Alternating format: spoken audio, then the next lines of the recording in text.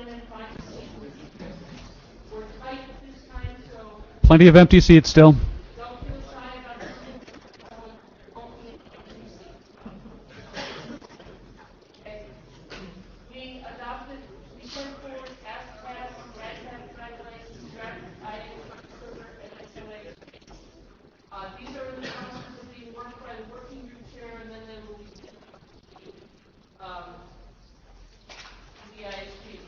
We have a whole bunch of working groups adopt the drafts.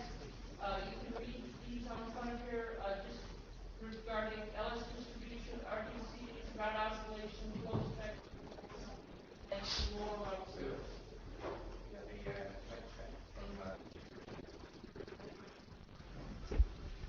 Does everyone hear me?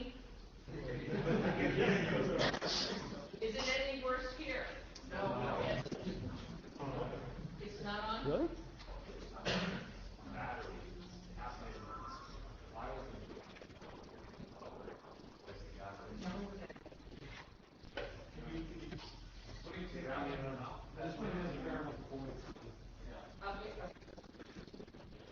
Yeah, well, that's right. You don't need to talk to people. Well, that's going to be hard to do. Oh, you can start that. Well, I'll just sit down and talk. Okay, it's just the next speaker won't have as much fun. You'll be talking out of the box. Yeah, I'm talking out of the box instead of thinking.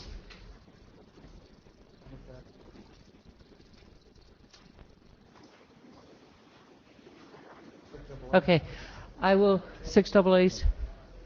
Okay. Is it working now? Okay.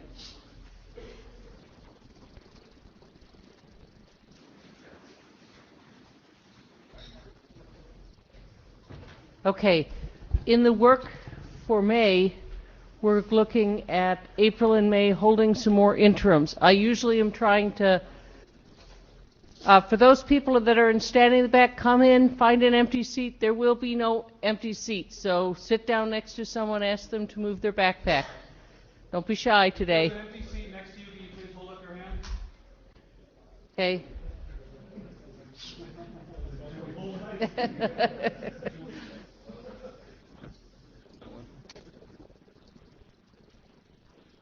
Again, if you have an empty seat, will you please hold up the hand so we can get everybody in?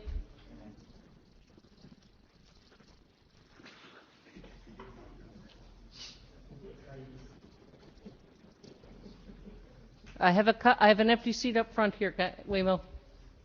G, there's a couple more empty seats over here. Okay, we are going to go back into our process of working on targeted things each month. We will be looking at a couple drafts that are implementation drafts to push them forward.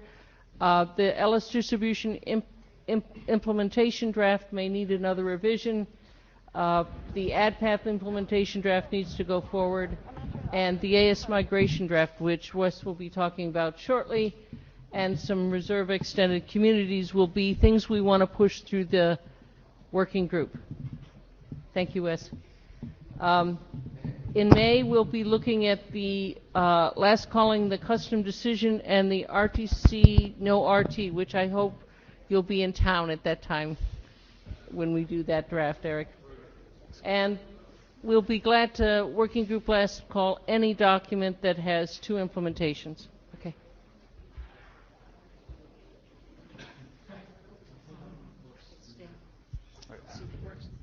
How about now? Nope. Better? Okay. Thank you very much. Okay, John, why don't you hit the next one? I'll see if I can keep this on time.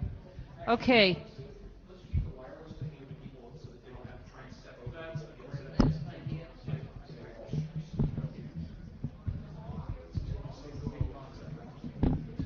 Come in, please, and we'll try it one more time. We are very tight today. Everyone who has an empty seat, please raise your hand. Okay?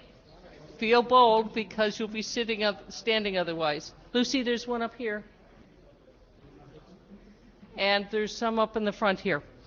Okay. Back to the agenda, Rob. I've even got one up here for you so you can't get lost. Denise and Rob, there are a couple too up here in front for you. Okay, we're going to hold a couple interims. Anise, I've got a seat up here. I'm serious, there isn't. Cool. John, go back one. There will be a couple interims. Please read the interim dates and the times. Okay, Wes, we'll see if we can get some more people, and then it's your turn. I've got a couple of chairs if you want.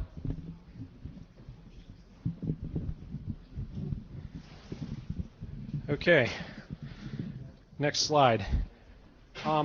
So this went through working group last call and everything looked pretty good. We got a couple comments from the AD review, got good technical comments from a number of different folks, but when it went to IESG eval, it kind of went off the rails a little bit. Got some pretty substantive comments. I think that the top one is basically resolved. It was, Pete Resnick asked, are you really sure that this needs to be a proposed standard? We explained why. He withdrew the discuss, so I'm assuming that means it's fine. The other ones were really, they primarily came from Adrian's abstain on the draft, and that was sort of proxying Alvaro's review as incoming routing AD. These were sort of the main things. I'm just sort of summarizing them here. That the beginning of the document had too much of a focus on business justification and drivers on why we'd want to do this for a document that's supposed to be a standards document, and that we focus too heavily on discussing how the existing implementations work rather than discussing what the standard is supposed to do, and that we were not careful enough about using examples that favored one vendor's implementation over another such that it looked like a sales pitch or playing favorites, even though that really wasn't the intent. Those are the concerns that have been raised. Slide. The intro resolution is pretty straightforward. The main concerns that I saw in the comments that we got back from other folks on IESG was that our references, specifically the 95% billing and other things like that, were really not helpful to the overall discussion, and so it's pretty straightforward to just yank those out. Though I also got feedback that said, look, you don't really need to prove why this needs to be done. Just say that it needs to be done. And so I'm looking for some feedback from the working group on whether or not that actually is the direction we ought to go. The reason we put some of the additional justification is that this is kind of a weird draft. It doesn't require interop. It is relatively straightforward, but it's documenting something that already exists and is already in wide use. And the only reason we document it in the first place was in order to make sure that future changes to the protocol don't end up breaking this behavior. Even though it's sort of locally significant. And so kind of what I'm looking for here is, is it okay for us to just say, operators use this, don't break it? Or do we have to provide more justification than that? And, obviously the text will be there in the previous iteration, so it's not like people can't look back if we decide we want to yank that text out, simplify the draft. So that's point one. Next slide, please. As far as the vendor implementation stuff, do nothing probably isn't a real option. Yes, theoretically these are no objection comments, but it is coming from the incoming routing AD, so the next time we send this through the IESG, the routing AD is going to make the same comments, and he has not said whether he will make these a discuss or whether he will simply say, I'm still not happy about this. So unless we really feel strongly that this draft is perfect as it is, we're going to end up making some changes. So what I'm kind of suggesting is we can make an editing pass to pull out some of the vendor-specific implementation stuff, stopping short of a complete rewrite. But that is the other option, is to basically rewrite this so that we're basically specifying this as if there aren't any existing implementations, and appendix all of the information sort of as an implementation report. That does represent a lot more work for your authors because of the fact that we're going to basically have to rewrite the document. But that's kind of where I'm looking for some guidance. Next slide, please. So one of the things that I was sort of concerned with in this idea of creating a generic implementation guide is that we're now in a situation where we're basically writing something that doesn't necessarily conform to any of the existing vendor implementations, and thus, as this RFC gets published, we're now in a situation where we've taken something that was already implemented, and all of the major vendors are now out of compliance with it. Now, IETF isn't the protocol police. We don't have any say in compliance and those kinds of things, but what I find is that generally, when I'm specifying features that I want a vendor to implement, I will use RFCs as shorthand and say, implement this in the following way or whatever. And when it comes to things like RFPs and whatever, those serve as sort of litmus check boxes. And you don't want to be in a situation where you're asking vendors to say, yes, we're in compliance, but, and have to explain, or no, we're not in compliance, but. And so I'm kind of posing the question, does that matter to the vendors? Do we care as IETF if that's a problem? Ultimately, I'm kind of looking for how do we get the document to good enough to meet the goal, which was to document this so that we can make sure that it is in the IETF standards base such that as things like CIDR, BGP SEC, and other changes to BGP in the future happen, that this is documented well enough that it doesn't inadvertently get broken. So next slide is where I shut up and you talk.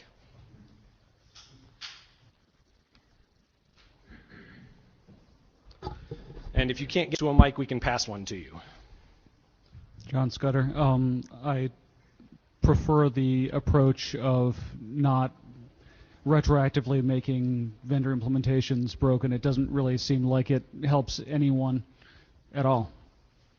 Yeah, and I think I mainly am going to need some guidance on how to thread that needle, because I already sort of had some issues in this document where, because, for example, Cisco and Juniper's implementations aren't the same, I had to kind of say, this is where things are similar, here's how things are a little bit different, without saying that either of the things were necessarily mandatory to implement. And I think we can probably do that. It's just, then you get into questions about terminology and other things. It's not an easy thing to navigate, so that's probably going to be one of those things where we're really going to have to look at how we write the text to do that. On the question of whether you need justification for what the operators say is a requirement, I would say is you put in as much justification as you possibly can. I'm often asked why some spec that I wrote has some claim in it or says something in it, and I can't remember. It's so embarrassing, right? And we'll need in a few years where I think it would be very helpful to have that justification in there. On the question of whether to invalidate vendors' implementations, well, I say, well, it depends what the vendor is, but you might want to not do anything that will be looked at as favoring one vendor over another. Okay, and that was Eric Rosen at the mic. Sriram NIST. So this is a standards track, right? So I'm Yes. just wondering if you have considered standards track versus BCP informational. Yeah, we talked about that in one of the previous IETFs, and the decision was to make it standards track because it is providing normative guidance on what BGP is supposed to do, even if it's only locally significant. It doesn't require interop, but it does say, in order to do this, you must do the following things. And also, there is a subtending draft in CIDR that very much is making changes to the protocol behavior and is very much a standard. And it is, then you run into downref problems if the two aren't both standard. So we just figured this was easier. So I think one of the main things I heard you saying was please send text. Yeah, probably what will happen, because I do have a number of different technical bits of feedback that weren't controversial and I just need to integrate, is that I need to spin one more rev with my first crack at what this looks like. And then, yeah, I think it's going to be a matter of going through and picking apart the text with these concerns in mind and see what we can do. Alvaro, do you want to make any other comments, or have I summarized things pretty well?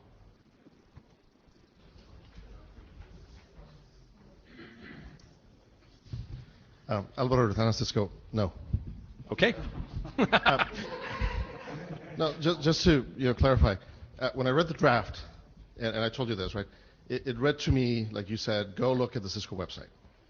And, Cisco pays for me being here, so I'm happy to go look at the Cisco website.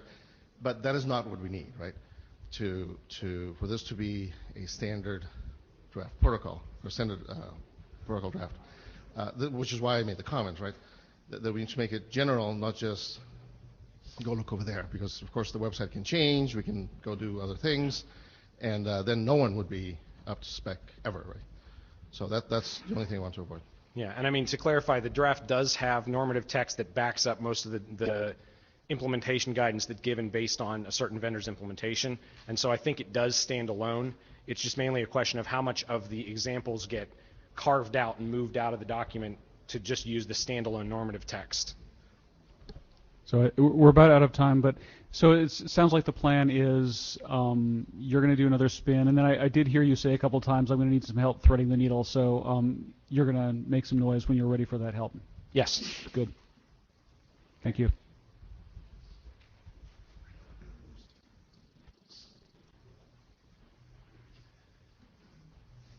If someone's near the door and you can prop it open, it might be a favor to everyone to just prop it open.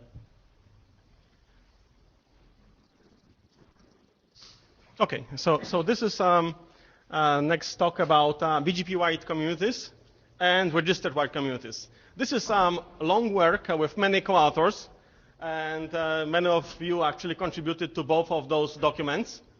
Next one. Brief agenda, what I want to cover. Next one. The goals of this work is actually to simplify policy in BGP, which BGP is pretty much mostly about. And we're doing that by adding a new attribute and specifying TLV and sub-TLV within that attribute. The TLV consists of fields which you include in the BGP updates, which can be used as the input to the policy you are applying on the edges. And that effectively makes your policy of the edges simplified. Today, you don't have any comparable alternative to do that. The space of the communities is divided in two chunks. It's 4 octets. One 31 bits is for registered space. The other is for private space. So even if it's not registered, you can still use it and advertise on your web page as you do today with regular communities, for example. And this is not intended to replace standard or extended BGP communities. So this is just complementary work for that. Next one. The original proposal started at the Maastricht IETF, and it was pretty much my work with Hannes. Together, we proposed the document. The feedback of the working group at that time was to split the work, make the base specification of the encoding, and make another document for registered space for IANA maintaining the communities. And after that, I did the split, presented in Beijing IETF, the splitted work, and from that I got a lot of input, especially from help with the Jeff Haas here, as well as the Andrew Lang, who was author of the similar work in 2003.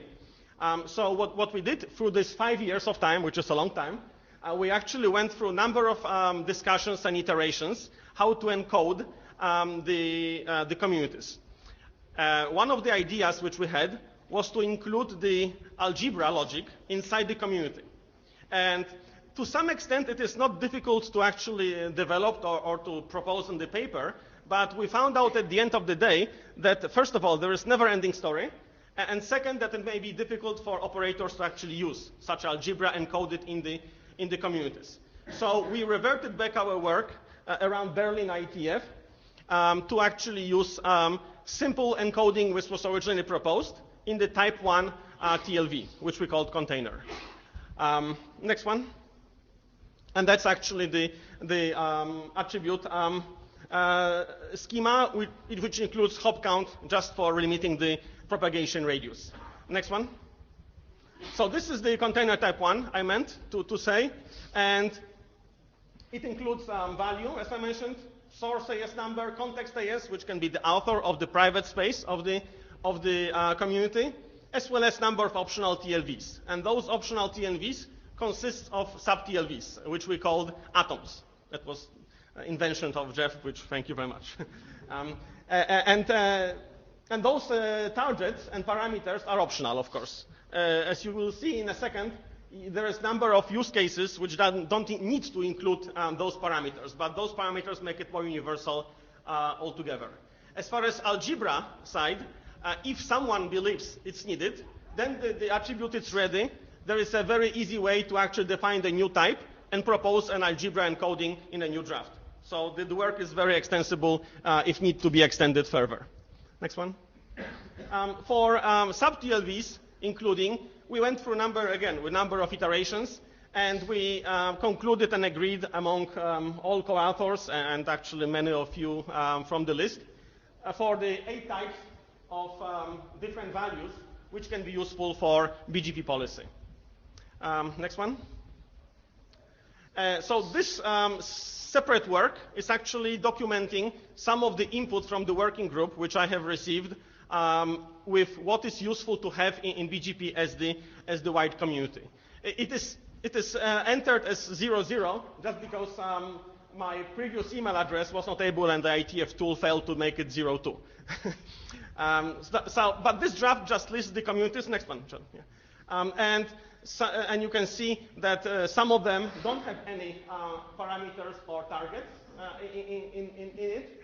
Some of them have a very basic one, like the target AS number of the peer you don't want to advertise it to, and so on. So from the source perspective of your BGP peerings, you can inform which update should go where without going everywhere in your network to make the policy like today you do by hand or by script. Next one. This is just another set of registered communities, and we defined so far 22 of them.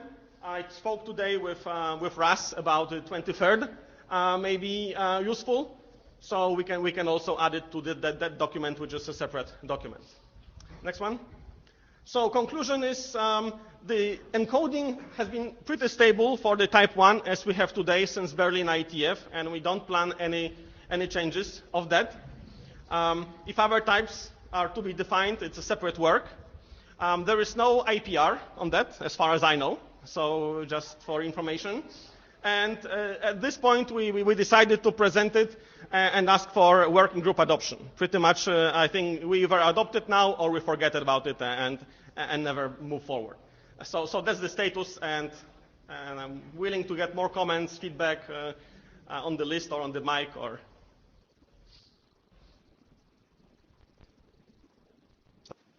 Silence. We will definitely take the adoption call to the list, unless anybody has any comments for the mic right now. Okay. Thank you. Yeah. You want this mic? Yeah. Okay. I can hold it. AC Lindum, Cisco. I was just looking at the registry and the 23 values. Are they the applications? Are those described any place? Yes. Yeah, this is 2 drafts. One draft is the encoding. The other one is the application plus the register type. So the registered value draft has these use cases described. Okay. If it's not enough, let me know or let us all know on the list and we can add more, right? Okay, thank you. Thanks, Robert. There are blue sheets back there. People standing out in the hall, you're welcome to come and sit up in the front, up against the wall, but we're pretty tight. Is there anybody with an empty seat next to them? There's one chair there. There's one chair in front. I'm serious. Oh, right. You can sit behind the MeetEcho laptop. Sandy, we're welcome to have you up here. Or anyone else? There's some standing room out here. Or sitting room on the floor behind us. The chairs will line. Let me take this interval to remind people that if you haven't signed the blue sheet, please do. We would like not to be in the same position next time. Okay, and let's have Stefan start now. Okay, thank you.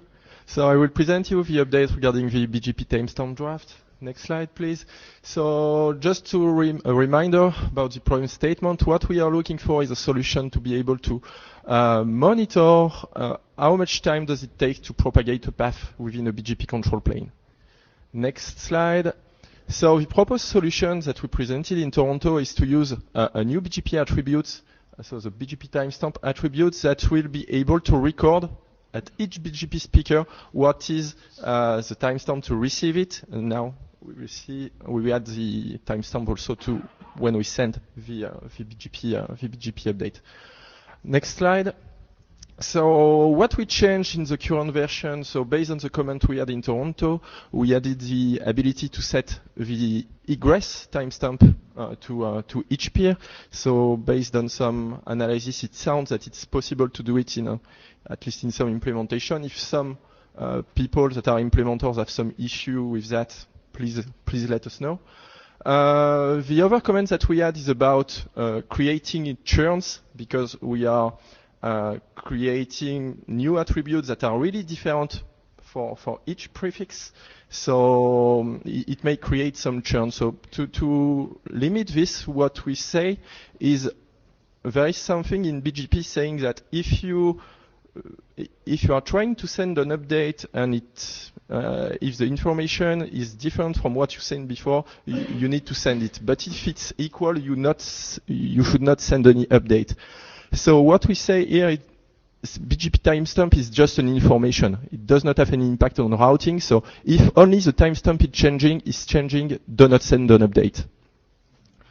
About the update packing also, we think that this is not an issue to break packing for this timestamped path, because it's just few prefixes that will be monitored, so it's not really an issue if we break packing.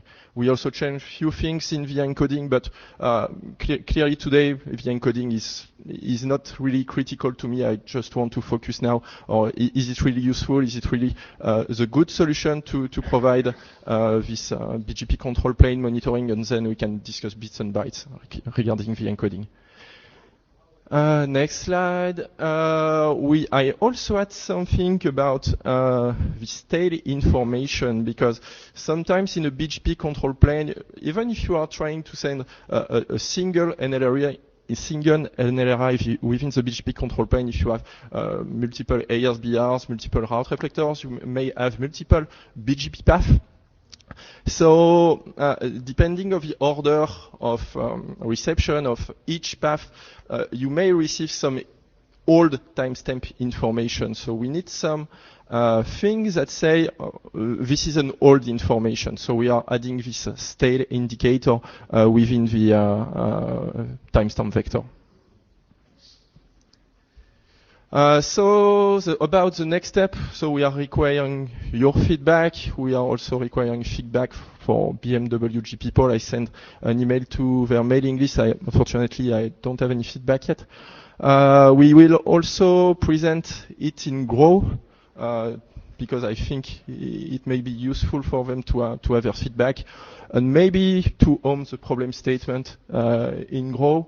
So if you have any comments, if you find this could break some implementation, do you think it's really accurate? I think it is accurate. If we are doing sampling, it should work. So I'm open to any of your comments. Robert. Robert Raszuk. So I like the work in general. This is very useful, I think. But as the first reaction on your first presentation of that idea, I propose the BGP path record attribute draft with Ras and Jing. So I think that it will be good to have one attribute doing record of various things, not just timestamp. Yeah. So I wonder what is your opinion about using this kind of encoding. I have no issue of using this. As I said, encoding is not my first focus for now, so we can discuss. The only thing I'm wondering is that if you are trying to record something else at the same time, you may impact the timestamp. Well, it's about taking information and carrying it, right? It's not really, it's where you carry it. Yes, but if you need to timestamp, I think you need to keep this timestamping action as lightweight as possible. But in terms of container, I have no issue to use some generic container. But if you want to record next stop, for example, as a timestamp at the same time, it may delay a bit more your BGP update processing. But using the container is not an issue. Okay, Robin from Huawei. I need one thing to be clarified, so that when you record the timestamp, what mechanism will you use for the clock synchronization? For the what? clock synchronization. Whatever. Whatever. It's the local. It's no. It's the clock is given by the information that is within the router. So if the router is synchronized using NTP, it will be the time that is provided by NTP. And we have in the encoding something that says this clock is coming, for example, from NTP or from something else, just to ensure that the nodes and the different timestamp provided could be correlated between each other, because you may have some BGP speakers that are unsynchronized. Yeah, but that's because we know the BGP route always span multiple AS. Yeah. I think that they may have operated by different carriers. So I think I think the accuracy of the clock synchronization. Completely. That's why in the encoding we are providing an information about how each BGP speaker is synchronized. Okay. Any other comment? Next presentation, BGP RTC inter-AS. Next slide. So I also presented this problematic in Toronto. So the issue we have today with RT constraint is in some implementations, when you have a disjoint AS, for example, the 65,000 here, so the RT NLRI is propagated correctly, and when I have, for example, a route reflector, the route reflector will perform some path pruning, saying that I will only forward the VPN information towards the shortest path to reach this AS. So in these specific scenarios, the CE1 will not be able to exchange VPN routes with CE2 because of this path pruning. Next slide. So based on some discussion we had in Toronto and also after, it sounds that the interpretation of the base RFC is not really easy. And in fact, we can see that all the implementation sounds to be compliant with what has been defined. But for sure, we have some differences and we have to deal with this issue. So what we done is we completely rewrite the draft to explain, okay, what's the situation today? We have two kinds of implementations and reading of the base RFC. So we have the implementation which is doing the peering type base pruning. So if I'm doing pruning for eBGP session only, but if it's an iBGP session, I will never do pruning. And we have the other type of implementation that is doing pruning based on the NLRI type. So if it's external, I will do some pruning, and if it's internal, I will not do pruning. So we are explaining what are the pros and cons of both approach. And so, for example, the NLRI type based pruning is providing some path saving within the BGP control plane, which is good, but as a drawback, requires some more convergence in case of failure or some stuff like that. So we really reoriented the draft to explain more the problem here, and we are keeping the solution that we presented in Toronto. So if you are using the NLRI type based pruning, the implementation must give the ability to disable it for specific ASs. So we are wondering if there is some other comments regarding this issue, how we handle it, how we present it in the draft. This is something that we need to solve, for sure. So is the solution fine? But I think we have now sort of consensus of the understanding, at least of the problem. So I'm requesting the working group adoption for this issue. Yeah. Yep. So again, we will do the working group adoption request on the list. Just sort of Speaking as a work group member, to me it's perfectly obvious that we need to adopt this because it's a real problem. It's a fairly straightforward solution. Even if people don't like the solution, they surely must agree that we ought to fix the problem. Yeah, we need to find a solution. Any other comments? Could someone hand the mic in? That's okay. Okay. So he said related to the pruning on the hierarchical architecture. It's different. Okay. It's different. Yeah. It's similar but different. Just for This is the last one. for other people making comments, it is a small room, but people on the other end of the audio flow can't hear you unless you talk really loud. So please use the mic anyway. So flow spec interface set update. Next slide, please. So what is the goal here? Today, if you are deploying BGP flow spec, you send an update, and it will automatically be used by all the routers that are running within this BGP flow spec control plane. So all the routers will implement the filters. But sometimes you need to have more granularity and say, okay, I want to install this filter only on specific interfaces and moreover in a specific direction. So we are proposing here a very small extension that will permit to say, okay, I will tag my different interfaces using a kind of group ID, and then I send an update and say, okay, I want this filter rule to be applied only on this specific set of interface. It's just as easy as this. Next slide. So since Toronto, we fixed a bit the text based on the comments we had. So we justify why do we need also this ingress and egress filters. We also providing some guidelines about interactions with some filters that may already exist on the interface. So for example, if you have a flow collection using a BGP NetFlow,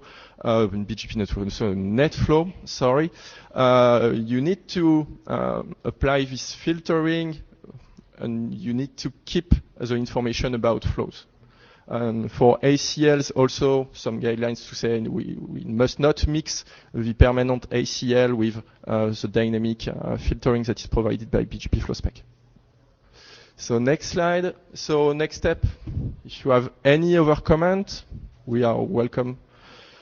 And we ask also the working group adoption for this very, very simple and very, very useful extension. Any comment? And of course, once again, we'll take the adoption on the list. Unless there's any questions or comments. I'll ask. So, AC Lindemann Systems, I haven't gotten a chance to read this draft, but do you offer any guidance for how to group the interfaces? Because I can see for one flow spec, because the interface group is a local configuration, right? Right. So, you would have to have a predetermined way of grouping these interfaces for applying the flow specs. What we are targeting is something really manual, in fact. For example, some use case that we are targeting is being able to maintain some ACL within the network. So if you want to be able to really quickly update some infrastructure inbound ACL for your internet customer or for your peering point, you just flag your interface and say, okay, I will apply this filter to all these kind of interfaces. Okay, so interface type, yeah.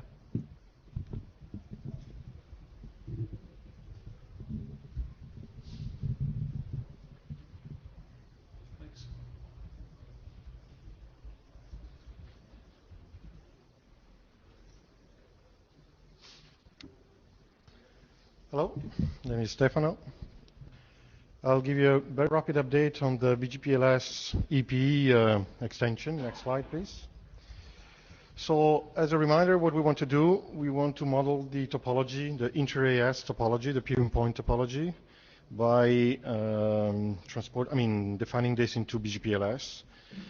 We are now after the merge with a similar proposal, and we agreed on a common encoding scheme. So we simplified probably the way we encode this into BGPLS. Why do we want to do this?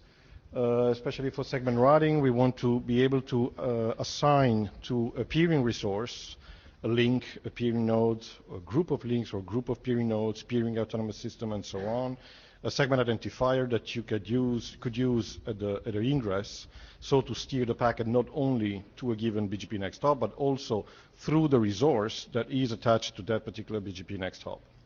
So next slide. The change we made is just the use of protocol ID in BGPLS. Before that, we had, in the previous version of the draft, the use of a separate NLRI type, and after some discussions with the author, we agreed that protocol ID would be the best choice for everyone. So that's what we did. For the rest, nothing has changed. So the resource is described still in the same way, with node descriptors, local and remote, so the local BGP speaker and the peer, and all the link descriptors that have been already defined in BGPLS. So we use BGPLS for what it has been defined, so a very nice toolbox to describe and model a topology.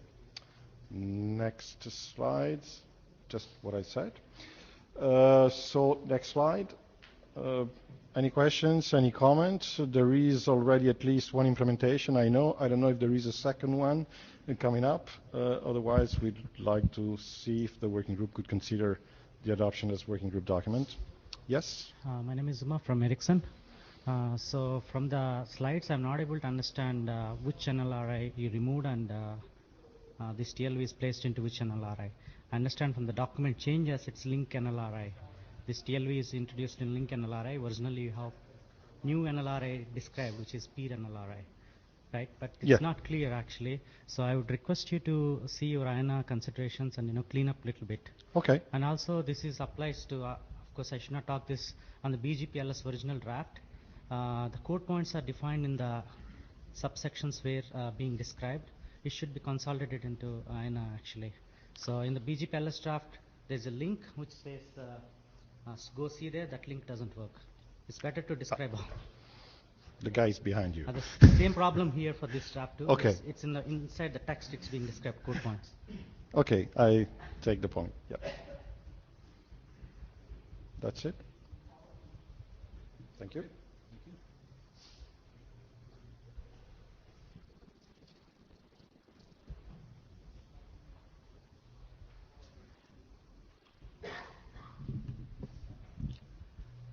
Okay, so myself Pushpashi, for those who don't know me. So I'm here to talk about node admin tags.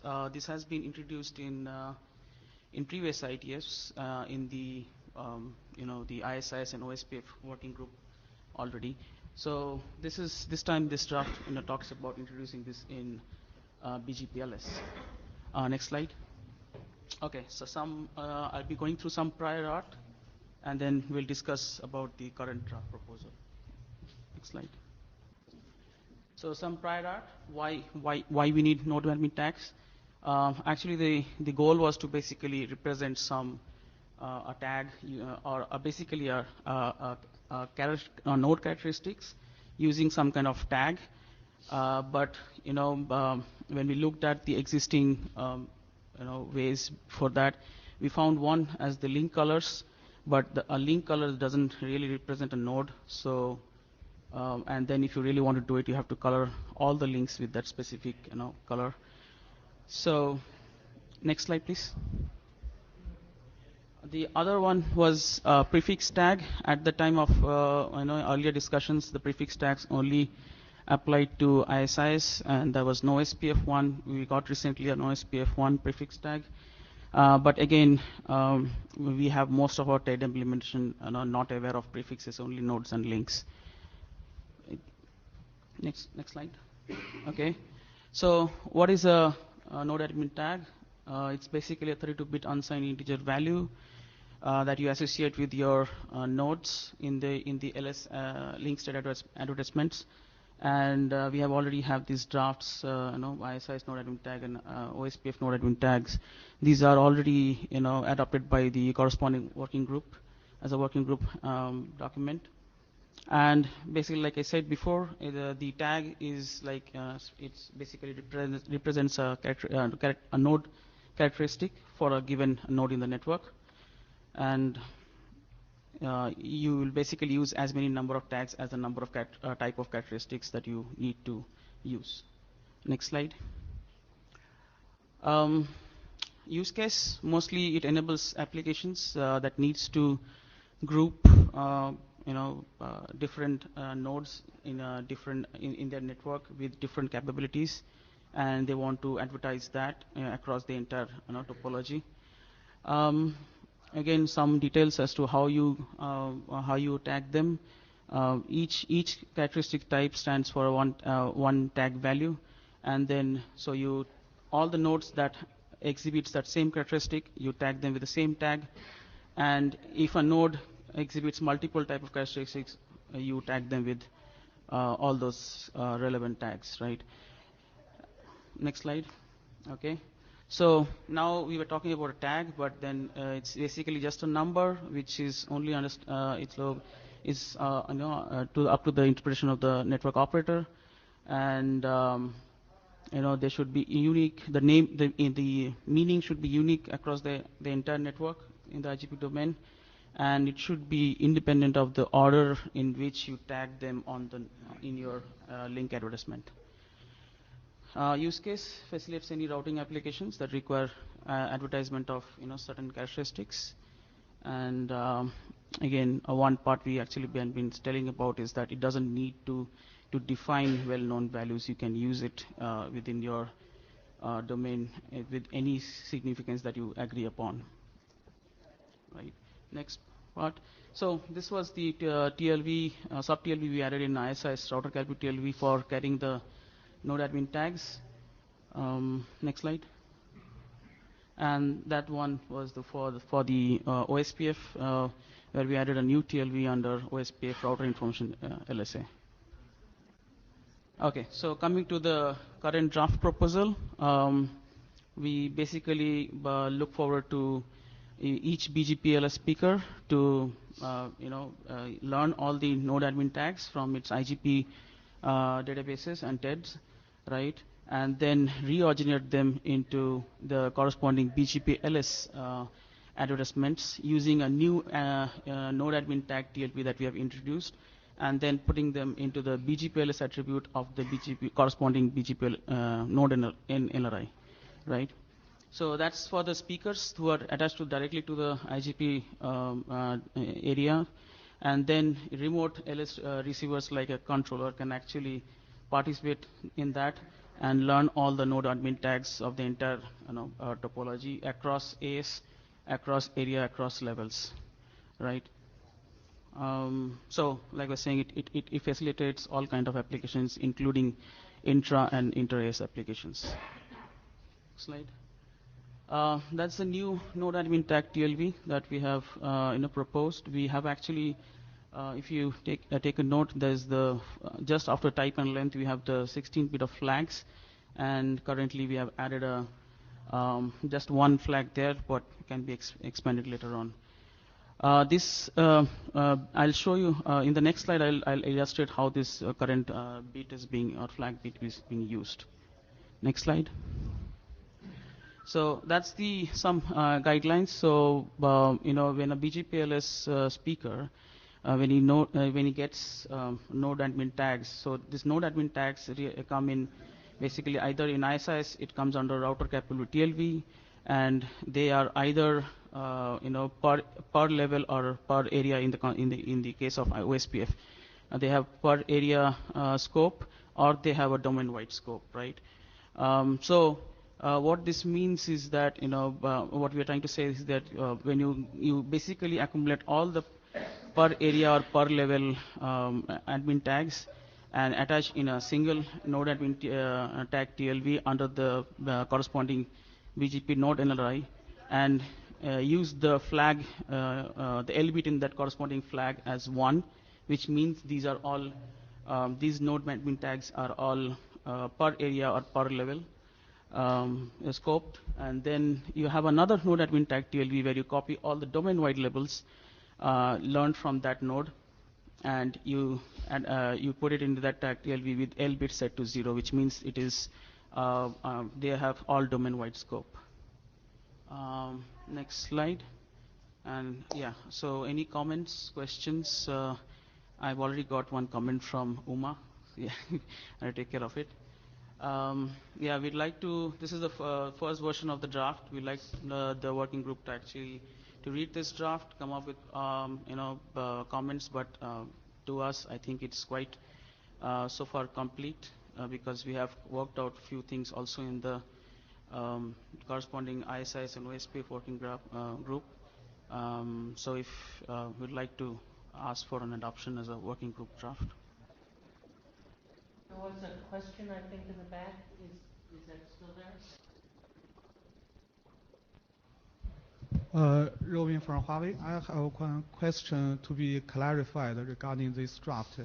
According to my understanding, for the IDP-based node admin tag, I think the application seems apparent. But I think here mentioned that BGP-based node admin tag apply to any inter-AS or inter-area application.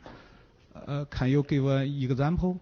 That means inter-AS TE or inter-area TE or like this. So you, I don't have solid examples of how to use them, but I know there have been interests, say, to know the topology, inter-area topology, right, awareness, as well as sometimes you have applications that need to know, even though it is sitting, out of the AS, it needs to still know something within the AS. So all that kind of applications can, benefit from this.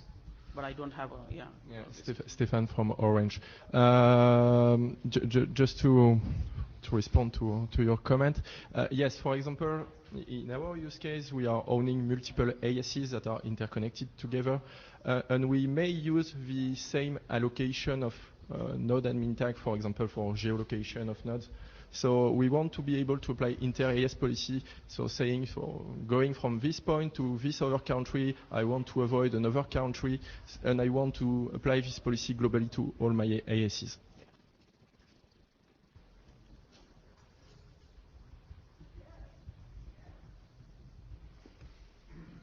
Any other questions or comments?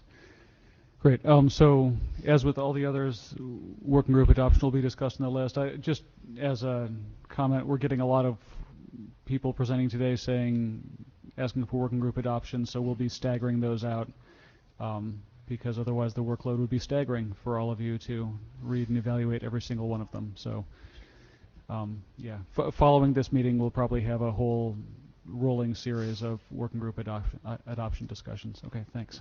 Thank you.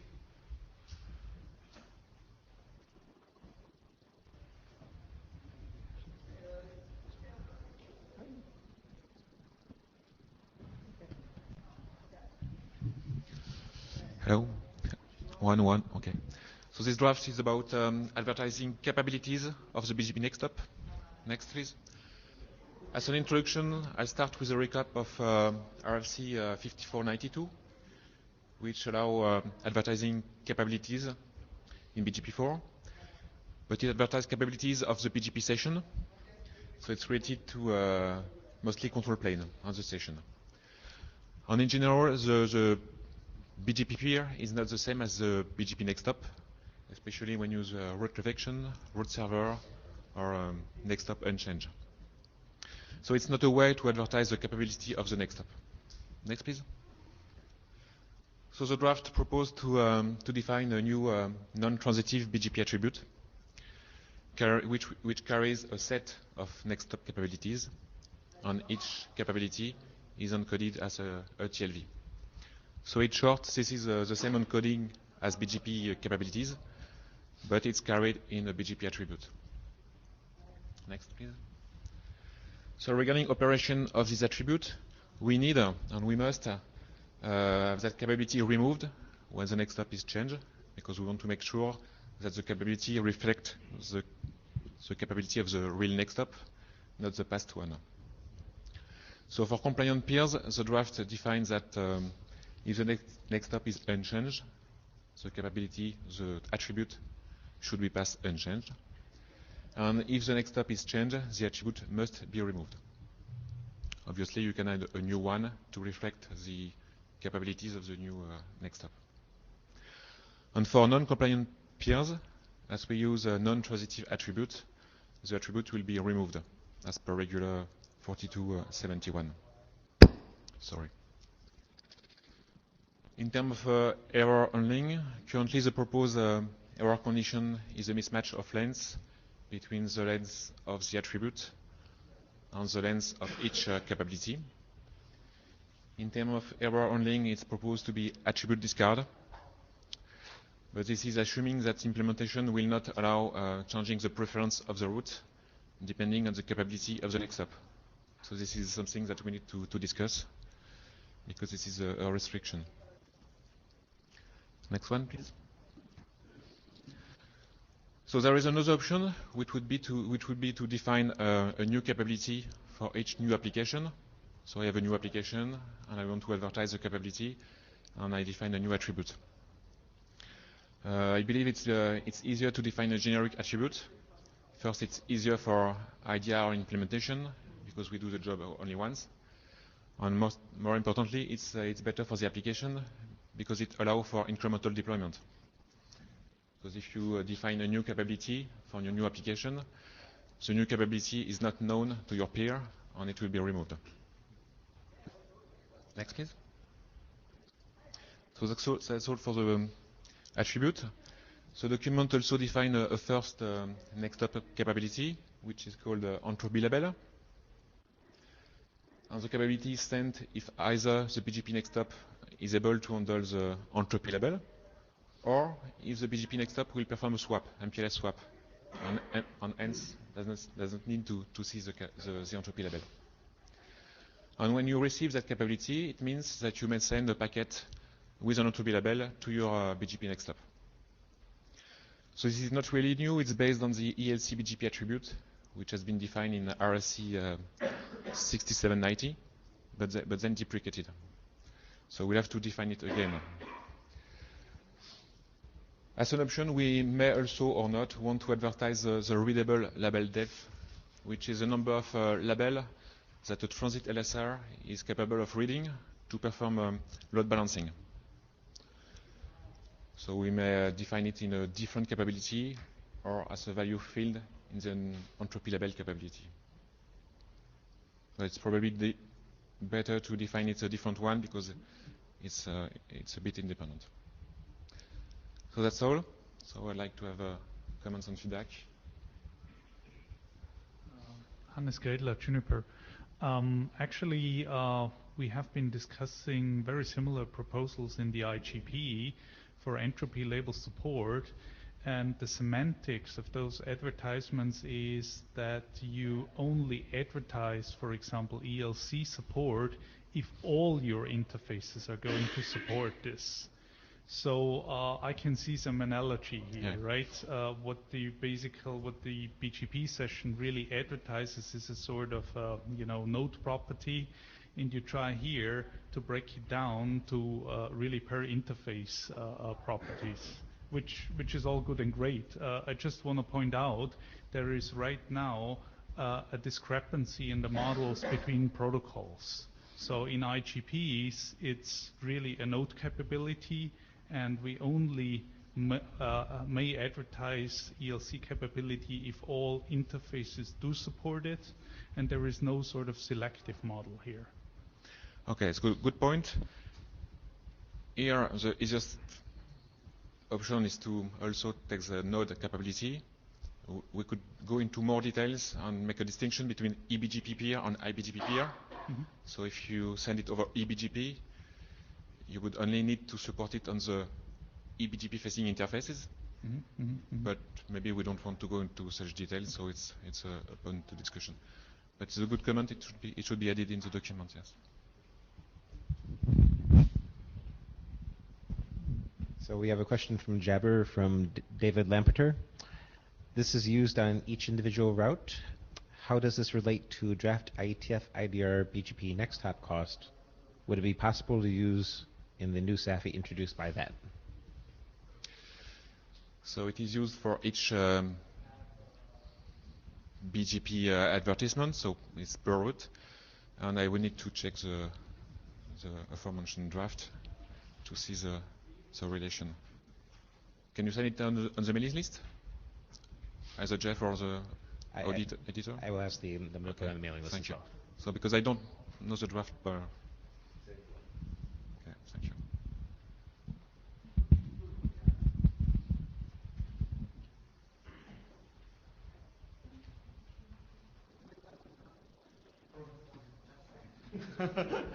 Not my turn. I thought you were next. Previous slide. John, previous slide. Okay. So, Robin from Huawei, I have one comment. That when you explain this, the capability, that means the entropy label is only to be processed in the BGP next hop, not in the internal. No, yes, it's just for the BGP next hop, yes. BGP next hop. Because if you use a tunnel between the ingress yourself and the BGP next hop, every node on the path will not see the entropy label because it will be encapsulated in one or multiple labels. Yeah, but so but the purpose may be changed because once you encapsulate the entropy label, because your original meaning is to process the entropy label as the next hop.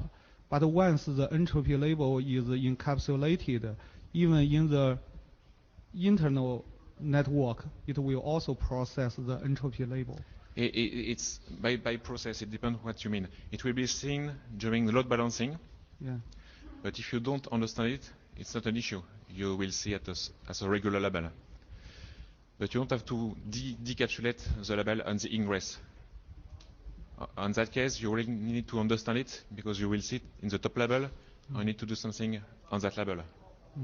And if you don't know what to do with, you will drop the packet. So you need to distinguish the processing on the ingress or on transit. On transit, it's not an issue. Okay, but because in my opinion, entropy label, it can be processed globally. Because once the ERI is encountered, any routers can support the entropy label, can process this label. Again, by process, you mean look during transit or remove as egress? Because it's two different things. Okay. So I mean, so another comment is. Wait, I'm sorry. I was not expecting many comments on that part because it's mostly a copy paste from an existing document. So yeah, I was actually about to say if we can cut off any further comments about entropy label as such, because that's not normally what we work on in this group. I'd be more interested in talking about the container idea, and I mean the entropy label stuff is important, but let's. Yeah, right. It's already had one spin cycle with RFC 67, whatever it was. So if people have comments on something other than the entropy label aspect of the draft, I prefer to hear those first. Okay. So the next comment is that because previously we proposed another draft to record the next hop because we will record the next hop list for the BGP route. For your next hop capability, you just only one capability, or also use the list of the capability of the every next hop? There is one attribute. In the attribute, you have a list, a set of capabilities, just like for BGP capabilities advertisement or for BGP session. So we have any number. Well, it's limited by the size of the attribute, but you have you can advertise many capabilities. Okay. Keyur Patel, Cisco. Do you need a text here that says if the route reflector is in forwarding path and doesn't support this, you may need to strip this attribute out? No, I don't think so. In the forwarding path, you mean it change the BGP next hop? Yes. So if it change the BGP next hop, it's a regular processing. If you can come back to the slide about Just one more. Capabilities operation. So if you change, if you're not compliant, Okay, so you will lose attribute actually. has to be stripped. Yes, but it's not specific to root affection. Yes, it's if anytime you change the next step, including if you are in root effectors on the path. Okay, and we're out of time and seemingly out of questions also, so perfect. Thank you. And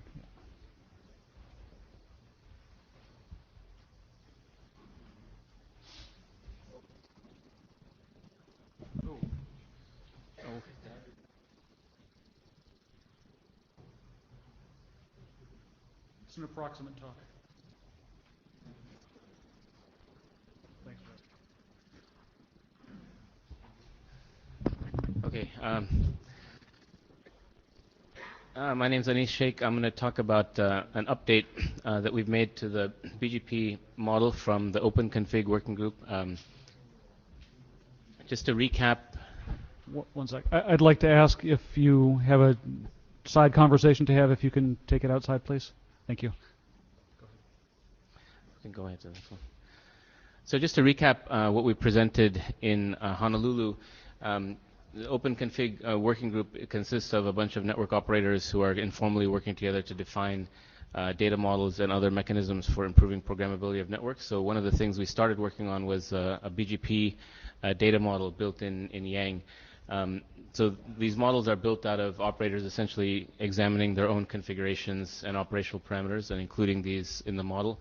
And we've been trying to make these things vendor neutral in the sense of looking at items that are available in broad set of implementations that are used by these operators. So the model scope includes a number of things. We have base protocol configuration, and it's a hierarchical model as most BGP implementations are. So there's global level configuration, per neighbor configuration, as well as support for peer group templates in the model. There's also support for multiple address families. We have a number of AFI-SAFIs defined, and it's relatively easy to extend it with additional AFI-SAFIs as we want to add them. There's support for BGP policy in conjunction with another draft that we're going to present in RTGWG this week, which describes a generic routing policy model. Now, the BGP policy model basically augments that generic policy model, so that these two things work together to create BGP-specific policy and also can leverage some of the generic policy mechanisms described in that model. And then we spent some time actually also defining operational state for BGP. So we don't ignore operational state. We're trying to include it as first class, although we've still got a ways to go to add more operational state data to the model. So what's changed since the initial revision? A number of updates to the model in the current draft.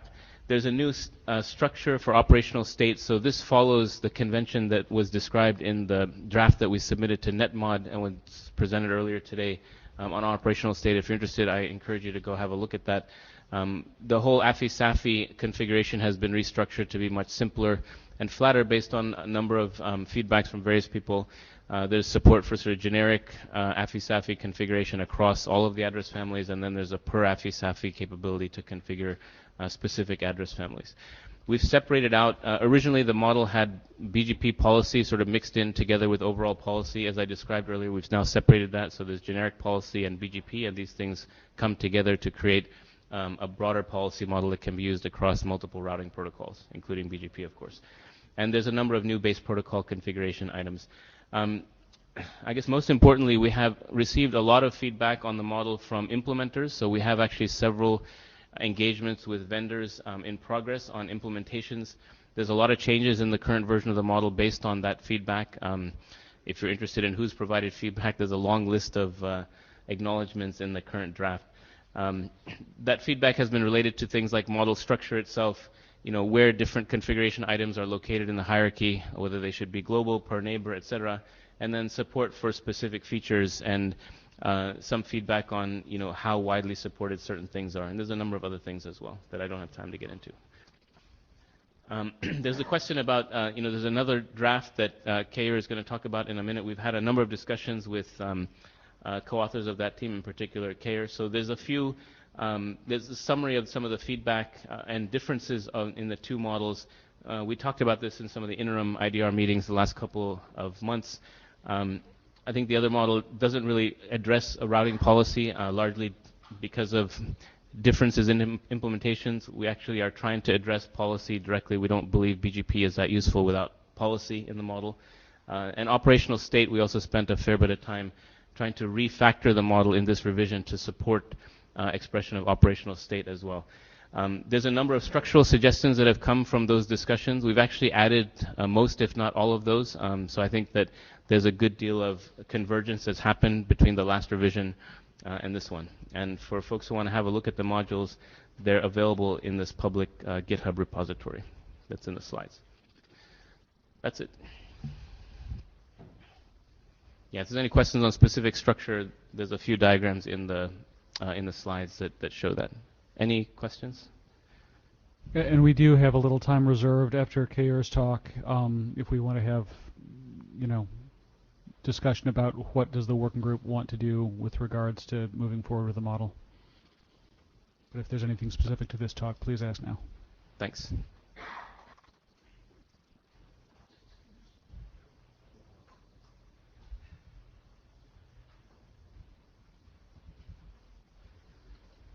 Kair Patel, I'm going to talk about yet another data model for BGP. Next slide, please. So the update from the last IETF is that we have changed the draft name from NetMode BGP to IDR BGP, since all the protocol related work is going to be handled by the respective protocol working groups. We have also added co-authors from Huawei, Ciena, and Ericsson, and we've incorporated comments from Adam and Gunter. Next slide, please. We've made following updates to the model. We have added protocol version within BGP protocol itself to rev the models in future. We didn't include neighbor groups in the 0.0 version because we thought it was esoteric to certain implementations only. Apparently, we found out that it exists everywhere, so we've added it.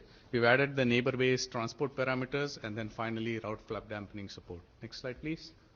Here's how the new model looks like. We have update groups at the same subtree level as BGP neighbors. Essentially, the detailed model is in the draft. Next slide, please.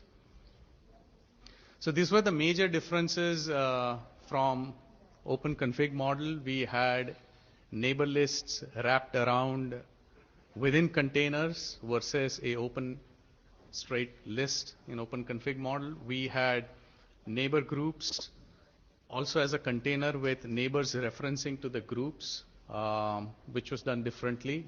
Again, global address families were containers for us.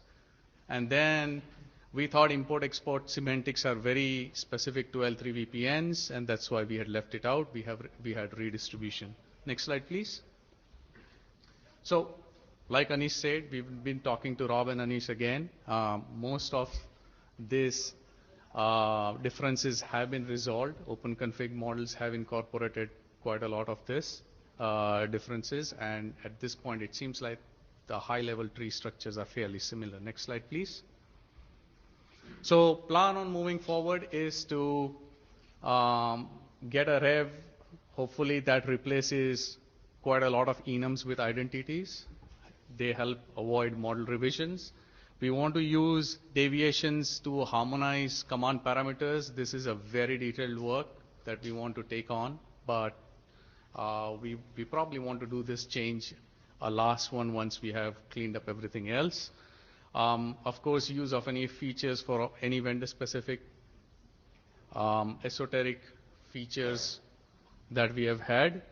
And lastly, look at the upper state model. At this point, both the drafts have taken suggestions from each other, and they've been following very closely. So I would suggest, given an opportunity, we should consider working towards a common draft with maybe a design team between vendors and operators and get this thing hashed out. So that is the intent of the working group, to have, or the chairs to have a design team and to make sure we come out with one draft fairly quickly. If someone's interested or has any questions, please contact the chairs or send mail to the list. Do you want to keep talking to these slides, or? I'm good. This is now the time for questions, if you have it. We have a few minutes.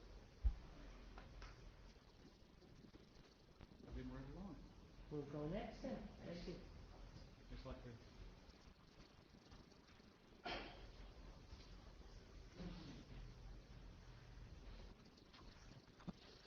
My name is Sriram, and I'm from NIST. So this work has been in IETF since the Toronto IETF last July. So there we presented both problem definition as well as detection mitigation, and it was suggested that we split it into two drafts. We did that going forward. In Honolulu, we presented the problem definition draft in the GROW working group, where it has been accepted as a working group draft. So that is work in progress in GROW. So it was also suggested that we bring the detection mitigation part of it into IDR and present it here. Next slide, please. So the basic notion of a route leak is when a customer receives an update from one ISP and routes it back to another ISP. Basically, the update makes a U-turn. So we start with that and try to address, and this frequently causes problems. Many examples are there where this kind of a route leak has happened. Next slide, please. So we put it into 7 different types based on observations of real incidents that have happened in the internet over the past couple of years, even and going back even further. So these 7 types are clearly, and explained in detail in the definition draft, which is cited at the bottom. I'll just mention the names here. The details. For the details, I would like to refer you to the draft, the definition draft, and several real-life incidents are also cited as examples for each one of these. So the type 1 is basically a U-turn with the full prefix. Type 2 is a U-turn with a more specific prefix.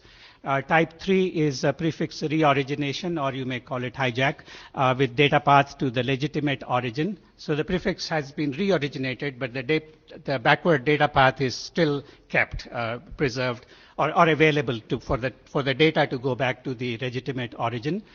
Type 4 is a leak of internal prefixes and accidental deaggregation. Type 5 is lateral ISP to ISP to ISP leak. Jared March observes these very often. Again, the references for his work are in the draft. Type 6 is leak of provider prefixes to a peer, and type 7 is leak of peer prefixes to a provider. So all of these are kind of valley-free violations, except for type 4. Next slide, please. So if you look at what is out there that might help with detecting or mitigating these route leaks. So this is a table which shows if anything that we already know can help. So the 2 things that we have available are origin validation and BGP-SEC path validation. That's work in CIDR. So type 1, type 5, 6, and 7, nothing is available in the form of, between these 2 protocols, origin validation or BGP-SEC path validation, they don't detect or mitigate, unless you make some modifications, as we will discuss. Type 2, 3, and 4 have some solution in origin validation or path validation, as the chart identifies. So once you look at what origin validation is, what path validation is, path validation is basically checking that the update actually traveled the set of ASS which are shown in the AS path. So once you, and that is protected by signature as well in BGP-SEC. So some solutions are available partially. So what we are going to try to do today is propose some changes in BGP or BGP-SEC that might address the entire set of all these route leaks cases. Next slide, please. So the sender specification is quite simple. What we are proposing is what we call an RLP field. The RLP stands for route leak protection. The RLP is proposed to be a 2-bit, just as a starter, but we can modify that as needed. But we think that might be sufficient for a good starting point. It can be carried in a transitive community attribute in BGP or in the flags field in BGP-SEC. BGP-SEC already has a flags field where there is space for put in several more bits besides its current use, and it's also protected under signature in that case. So once we agree that an RLP field makes sense, the way to use it would be it should be set to one of two values: 00 if this is a default value, if nothing is specified, and 01 says that do not propagate this update upwards from for example, from a customer to a provider. So it should not propagate upwards from the next AS to whom I am giving it, or any subsequent AS in the AS path. Next slide, please. We can have a variation of this, which we are calling method 2 here, where we can make use of, have a few more states. 00 is the default, nothing specified. 01 could say do not propagate up. 10 could indicate propagate to customers only, and 11 could say do not propagate or no export. So we can work on this and agree on the semantics, but the basic problem we are trying to solve is how to address route leaks, how to detect, how to mitigate. Next slide, please. So that's the end of the sender specification. So intent of the sending router is quite simple. So there is no explicit disclosure about the nature of the peering relationship. You may deduce it, but there is no explicit disclosure about that. And also, we are not looking up a table where customer, peer, provider, customer, those kinds of relations. It's not coming from a database. Each AS is voluntarily setting this indication, just to say that I'm sending it towards a customer, possibly towards a peer. Please make sure that this does not propagate up from a customer to a provider, for example. Next slide, please. So the recommended action in the receiver is to basically mark an update as route leak, and you would mark an update as route leak if these two things happen. The update is received from a customer AS, and the update has an RLP field set to 01. Do not propagate up indication for one or more hops in the AS path, but excluding the most recent. The most recent is the one who you are suspecting is probably doing the route leak. So you go back one AS before that to see if they indicated that this, or any other AS in the path, which is 2 hops or prior to that, if they indicated it should not propagate up. So that would be one simple receiver algorithm to mark update as route leak. Next slide.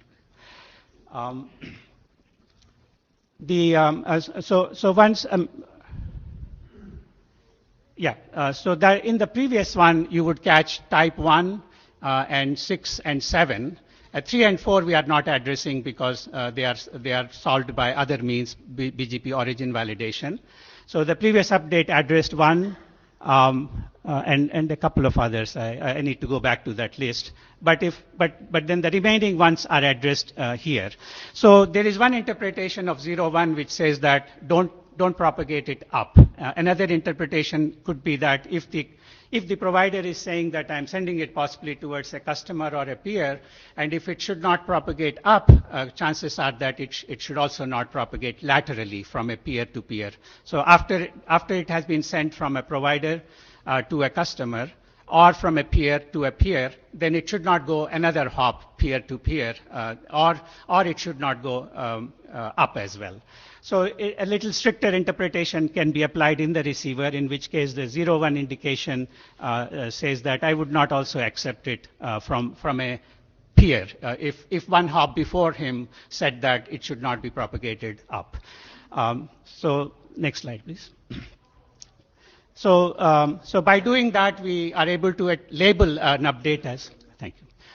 label as an update as a route leak. And once that's done, the receiver action for mitigation could be simply that if it's labeled as a route leak, then you prefer a peer or a provider update over the customer's update, for example. Next slide. So that's it. So this is incremental. So if you have a dozen or a 20 or 30 major ISPs adopted, that will be a starting point, and it can grow from there. Next slide, please. So that's some real stop there and take questions. Keyur Patel, Cisco. This is actually a good solution. The question I have for you is, you know, a provider gives a route to a customer leaks it out to another provider because it's dual home, right? Does it make sense for providers, because providers know that the customer is a stub or not, does it make sense to just generate a AS path ORF and send it out and say, hey, just send me routes belonging to your AS only. Just filter it at your end and don't send me up. Would that be an acceptable solution as well? Need to think about that. It seems to make sense, but I'll think, I mean, because we are short of time, I'll discuss the details with you. West George. Will you discuss the details on the list? Yeah. Okay. So I apologize. I know I've read both of these drafts, but I read a lot of drafts right before IETF, and so I may be asking questions that are covered in the draft, and you can certainly point me there. So you make in your taxonomy, which is, I agree, is really good, and I appreciate you guys doing that because it really does help give us a way to talk about this better. You refer a lot, like most of your definitions are relying on intent, but as far as I can tell, you never really define what intent is. So that might be one of the things you want to think about in the context of this. You know, in the other draft, you talk about up and lateral and things like that, but it's also not clear to me, and this, like I said, this may be in the draft and I missed it. How are you defining that? Is this something where I'm categorizing based on whom I'm peering with on the BGP session? This is an up session, this is a lateral session, etc. Or is there something else that I'm doing in order to categorize, you know, if I've laid this flag and said don't propagate this up, how do the routers that receive that flag actually know what up is? So each, we are assuming the assumption is that each router knows the router that is sending the update, whether it's coming on a customer link or a peer link.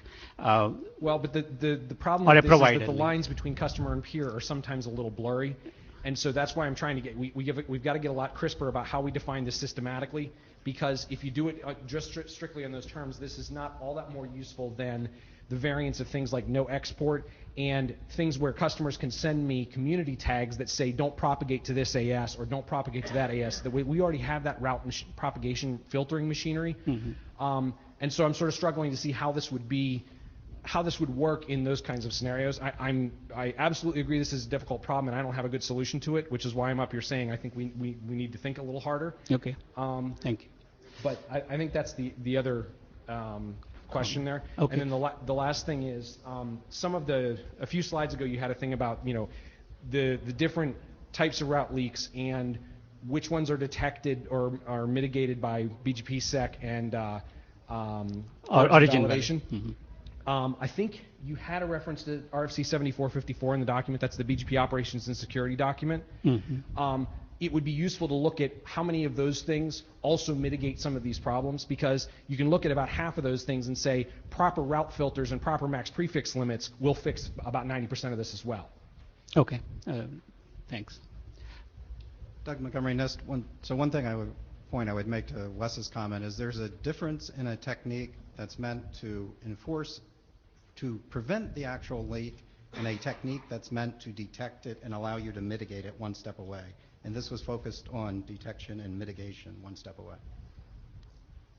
So we're not telling your routers how to figure not to send it up. We're telling the next AS upstream how to figure that you blew it, however you blew it. Right, and that actually brings up another point that I forgot, which is, you know, one of the things that might be useful here is to identify things like anomaly comparisons. You know, one of the ways you detect this kind of stuff is to look at what the baseline was versus what it is now, and see what you can infer based on that information. Because a lot of times that's what's happening, is we look at this and we see what the table's supposed to look like. This AS talks to this AS, provides this information, but it's not propagated to this other AS. Suddenly that changes. We can now infer that there might be a route leak. We don't know whether it's purposeful or not, but we can at least determine it that way. And so that's another sort of... So dynamism okay. Okay, thank you. And we would also like to request this for working group adoption at some point.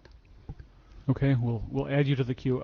Since you didn't put that in your slides, if you can send a note to the working group chairs.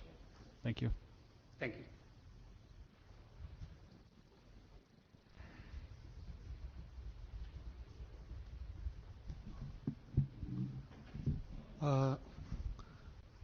Good afternoon, everyone.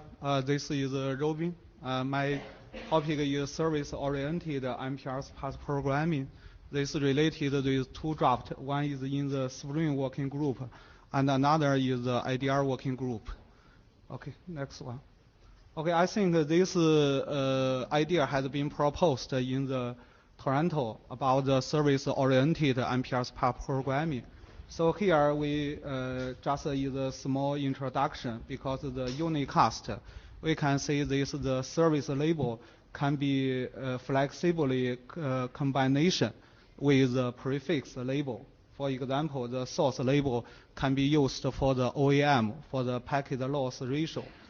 Steering label can be seen as the similar as that the EPE label that is for steering the prefix to go through a specific link of the inter-AS. And the entropy label can be seen another service is for the load balance for this prefix.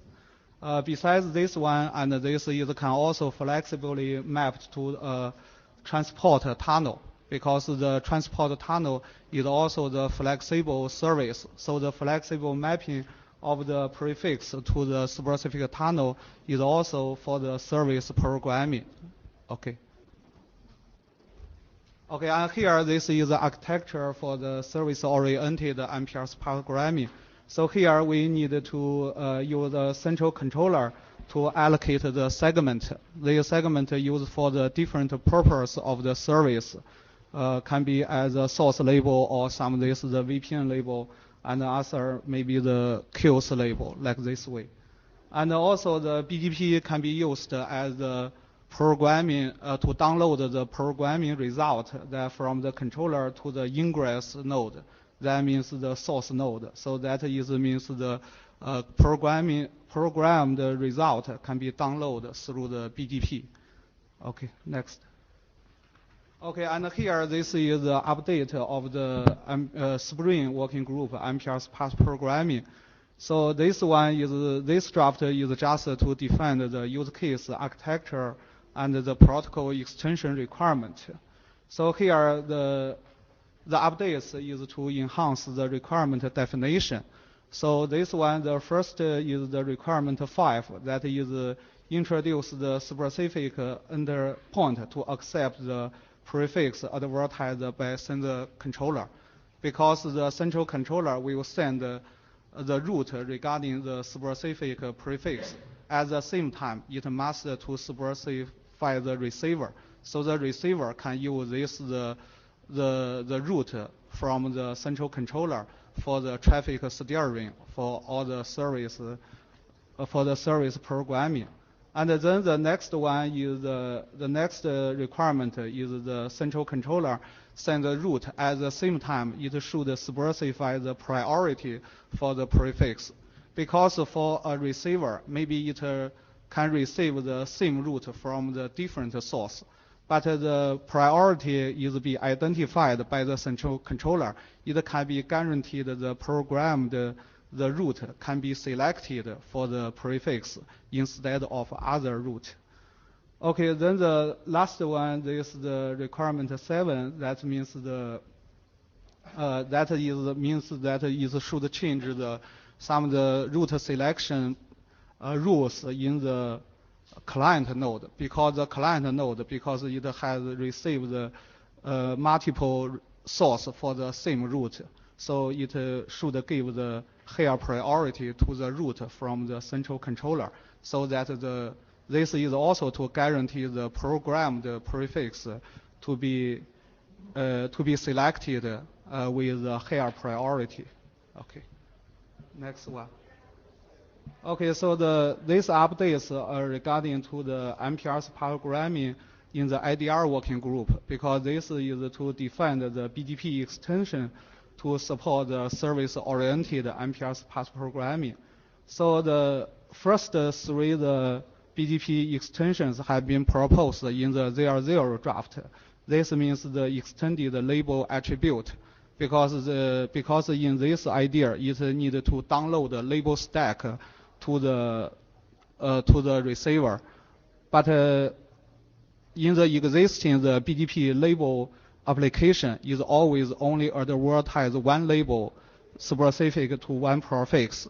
So it must to use the extended label attribute to download a label stack for a specific prefix. And also because it map to the tunnel, so that it must to define the tunnel attribute. This include the unicast tunnel attribute and the multicast tunnel attribute. The attribute is to specify the tunnel ID for the tunnel to be used for the prefix. So the two enhanced the attribute BGP extension. The first one is a root flag extended community. Another is a destination node attribute. So I will introduce the details. Okay, next one. Okay, so this is the root flag extended community, because this is the extended community to define the root flag. So now the flag, if the flag is 0, means this treat the root as a normal root. If the flag is 1, so treat it as the best root. So the root is advertised by the central controller, so the flag can be set as 1. So when the receiver receives the root, so the root from the central controller can be selected as the best root, so that the programmed root can be adopted by the receiver. Okay, next one. Okay, this is the destination node attribute. So this attribute is to specify the receiver list. So this the list is to specify all the receivers with their IP address. So this is the address list. So the receivers with the address in the address list, so it can receive the root, or else it just ignore the root. So this is to guarantee the right receiver to get the root from the central controller. Yeah, so this is the destination node attribute, because this is a list, so we extended it as an attribute. Okay, next slide. Okay, so in order to verify this idea, so we do the prototype work. The prototype work is the intra-VPN steering. So the intra-VPN traffic steering, the solution is as this one. So the first one, okay. So this is the PCE initiated IRSP is created in the ingress node. So we use the BGP extension to change the tunnel for the VPN route in the ingress node. So we think this method can be, all the operations can be initiated from the controller. This is different with the traditional way, because the traditional way to change the to steering the traffic is always use a static configuration. So in fact, we also propose the tunnel selection the policy, the young model in the RTG working group. But in fact, we doubt in some scenario the performance of the netconf can not be satisfied. So we think the BGP does work. Okay, next one. Okay, so here this is just the demo. So we can see that at the beginning the VPN route use tunnel 1. The controller has all the IGP, the link states, and the TE attribute, and it also has all the VPN route. But later we see that we need to optimize the traffic for the VPN route.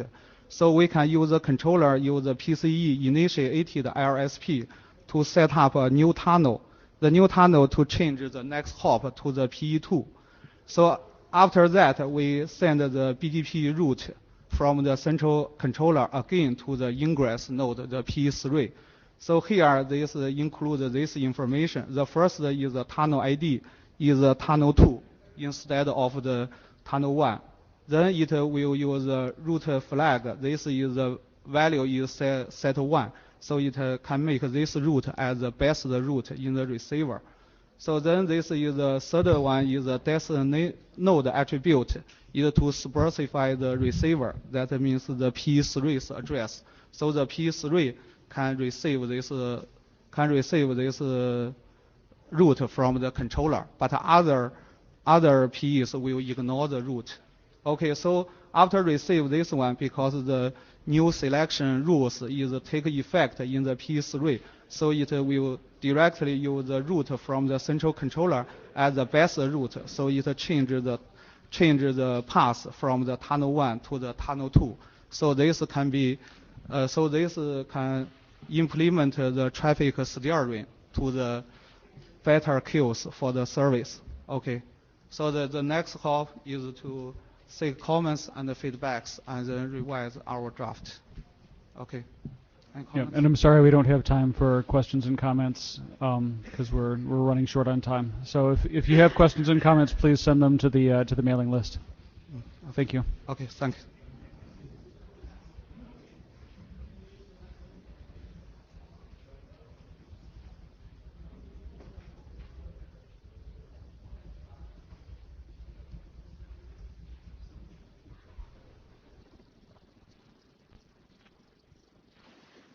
Hi, yeah, this draft is about using BGP-LU for label distribution for the architecture we defined called hierarchical SDN. My co-authors Chandra, Fabio, and Yakov are also co-authors for the base draft of hierarchical SDN. So what we want is we defined the base architecture in the other draft, saying that we have, this is like for data center cloud, that you got tens of millions of endpoints, how to scale that. It's not, the partition is needed only when you really concern the scale. Otherwise, it may not be your concern. So we partition in hierarchy. We try to balance the level of hierarchy small, and also the individual partition in each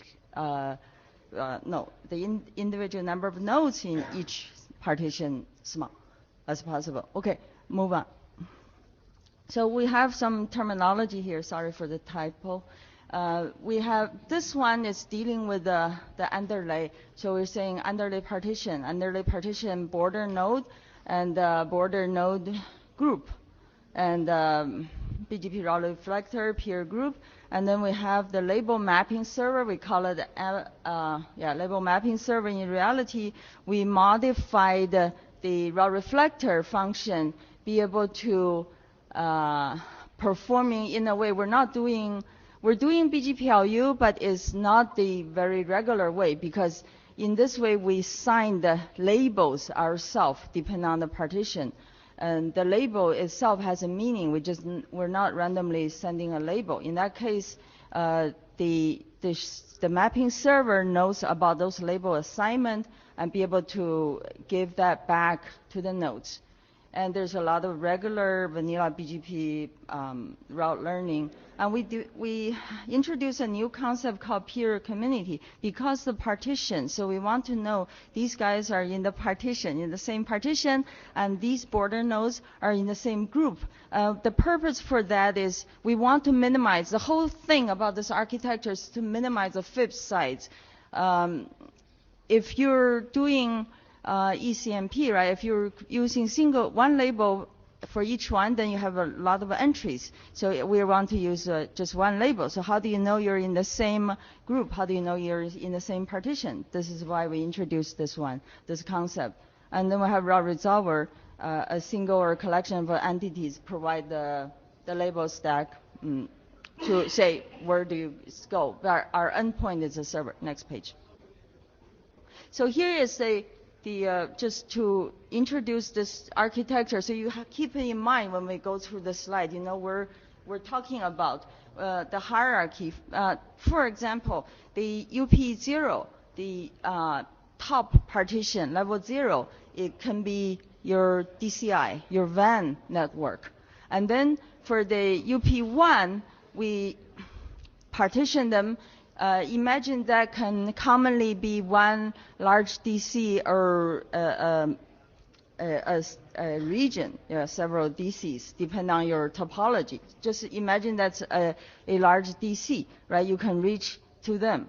And the last level of partition is getting into the cluster or possibly a row of racks. So the label will eventually need to reach to the server. We're not talking about overlay right now, just talking about the label for underlays. So the overlay will be encapsulated inside. So with this one, in our base draft, it explained 3 labels can take you all the way through from one DC to another DC. One label is to identify which DC you're going, go through all the way. That is programmed in the FIB. When we say programmed, there are 2 ways. One is use SDN controller directly program that, and the other way we're talking is using BGP. Because in between today and the final goal, we have a lot of existing equipment, and we have BGP in the network. So that's the low-hanging fruit to be able to do this, to distribute it. So top label take you to the correct DC. The second label will take you to the correct cluster, row or so. The last one would get you to the server. Next page. So this is the same thing as the other one, except we made it simpler with a name. Just remember this chart, right? Which one we're talking about? UPBN 111. There's one thing we didn't use. These are in one group. Today we're only talking about ECMP, not E. And in the field we'll talk about E. So today it's saying you're not Mike, by the way. Yeah, that's one group. And the lower one also, they're in one group. That means you can ECMP. You have 8 fan out, 16 fan out whatsoever, right? So you treat them as one. Remember this chart. Then we go through the pages. Yeah, next one. IGP. If it's IGP, right? In the case, in the core, maybe it's IGP, and then we talk about eBGP. In the data center, we use a lot of eBGP. So with the IGP case, we have basically you have the sessions. This guy is LMRR, is that the route server, that where you have all the intelligence, or you have all your label assignment is there, and there's a IBGP session here. If you're using IBGP between the 111 and the 211, they're in the same partition, but the 211 it's also in another partition. Remember, we have this overlapping. There will be IBGP, and between them is a different IBGP instance. Okay, next slide. So we're talking about eBGP. Next slide. Okay, I think we should just shorten to the concept. And basically, this is a setup, right? Then if in the eBGP case, between 111 and the UPBN 111 and the 211, they talk eBGP. They have eBGP sessions. They can advertise routes. And between the 111 and its LMRR, they talk about IGP. So next page. So basically, step 1, you can originate the self route. Okay, here's my NLRI, here's my next hub, and I don't know the label, and the peer community. That is the one we introduced, the peer community, because you want to know who is with who in one group. So the LMRR may act as a vanilla BGPRR for the label unicast route. And next page. So the second step is saying that the UPBN 211, they originate a self route. And the UPBN 111 can learn that, and the next page. And then can pass that to the LMRR 11. Okay, let's go next page, because we're short of time. LMRR allocate and advertise the labels. Here is, because he knows the label, themselves, they don't know because we're doing kind of a central control. We allocate all the label. Basically, our label is allocated based on our location, where your server are. And your label can tell your path, exact path, and in this one, no. This one is ECMP. If you particularly doing PE, you have your path and destination all set. And the next page. So the last one is saying how. So after you get MLRR, give you the label. Once that happened, and now before you send over the TIP, the tip, without label allocation, now you got a label. Once you got a label, you install in the FIB. And one thing it's worth mentioning, the whole design, right? It's not about BGP part. It's the whole design part where actually can squeeze the FIB sites among all the possible switches in the DC and in the network, in the core network. As if you do 4 million endpoints, it's 1.3K. So it's very, very small FIB sets. That's our purpose to start this whole thing. And we want to use BGP because BGP is existing protocol. Everybody can support it, and we use it in our network. And we want to minimize the change of a protocol as much as possible. If we don't need to create something else, we don't. If we need this community, the peer community, people can suggest us which one existing. It will be good for you to use. Otherwise, we can create a new one. But in general, we want to use BGP able to distribute the labels. I think I ran out of my time for the rest. Yeah, you did. Do you want a summing up slide, or that was enough? Yeah, maybe just sum up. You want that one? Oh, the summary is gone. There's a summary page.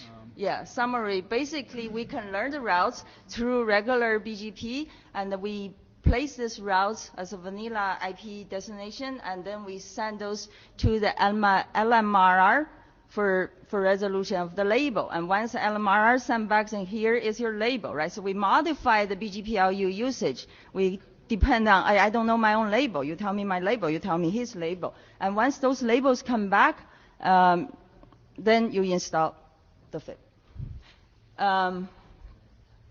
Next step, because it's the initial draft, we like to hear feedbacks, comments, input, and we're going to finish in the next part on T next time. Yep. And comments on the list, please. No time for at the mic. Sorry. Thank you.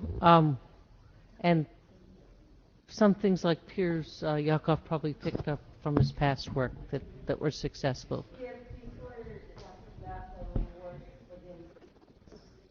Yep. So I encourage discussion of this on the list. It looks like a beginning of an interesting bit of work. Hello, everyone. This talk about BGP extension for beer. Next slide, please. According to the beer use case, beer could be used in multi-tenant data center networks to efficiently deliver broadcast, unicast, and multicast traffic. In some large multi-tenant data center networks, BGP instead of IGP is used as an underlay routing protocol. So this document describes BGP extension to advertise BIER specific information. Most specifically, a new optional transitive path attribute is used to advertise BIER specific information. Next slide, please. Okay. The BIER path attribute consists of one or more BIER TLVs. Each TLV is associated with a particular tuple of subdomain and bitstream length. MPS BIER encapsulation sub-TLV is a sub-TLV of the above BIER TLV, which encode the MPS specific MPS BIER specific information, such as label based on label range size. Next slide, please. Implementation that supports the beer attribute must support a policy to enable or disable the creation of the beer attribute and the attachment to BGP updates. Implementation may disable the creation of the beer attributes. A BGP speaker must only attach locally created beer attribute to a BGP update message in which one or more routable addresses is contained in the IRI. A routable address contained in the IRI are actually the BGP next hop addresses. Next slide, please. Implementation that support the beer attribute must support per EBP session policy that indicate whether or not attribute is enabled on that session. The BIER attribute must not be sent on any EP session for which the session policy is not configured. If a beer attribute is received on a BGP session on which the policy is not configured, the received attribute must be treated as if it were an unrecognized non-transitive attribute. To prevent the beer attribute from leaking from the BIER domain, each BGP router on the beer domain must support an outbound route announcement policy. Such policy must be disabled by default. Next slide, please. Assume that the beer domain is aligned with the administrative domain, which may consist of one or more ASs. Since the beer attribute is an optional transitive attribute, a non-BFR BGP speaker could still advertise a received route with beer attribute. This is desirable in the incremental deployment scenario where a BGP speaker could tunnel a beer packet or the payload of a beer packet directly to BFER. If the BGP next hop toward that BFER is a non-BFR, a BGP speaker is allowed to tunnel a beer packet toward the BGP next hop if these two BGP neighbors are not directly connected. For example, multi-hop EBP session. Next slide. That's all. Any comment?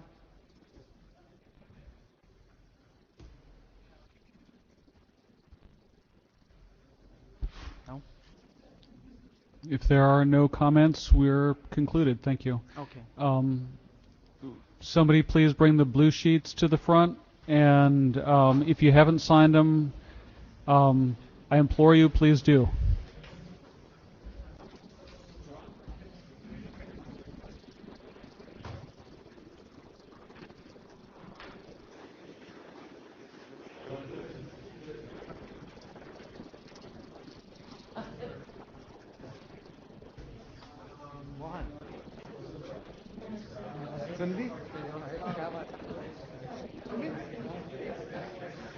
How are you, sir?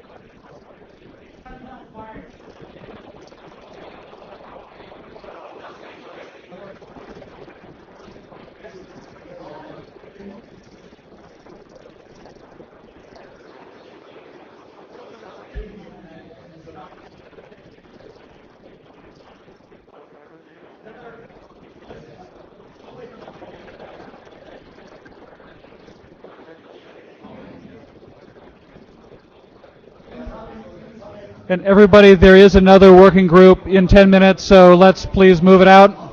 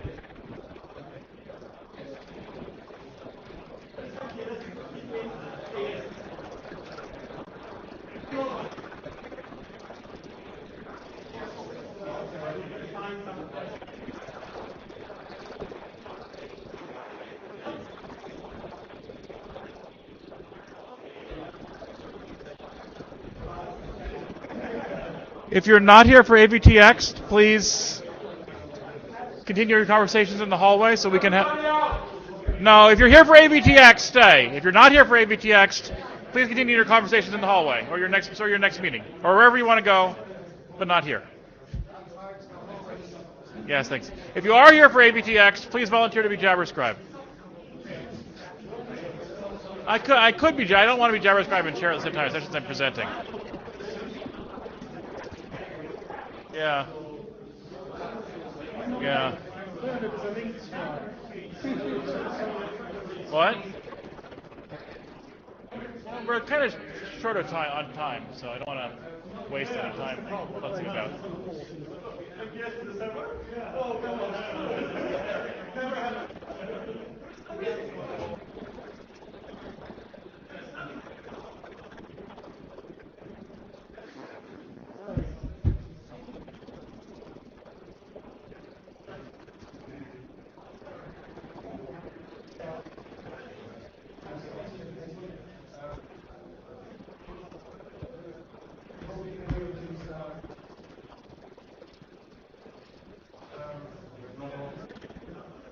Oh, yes, it is.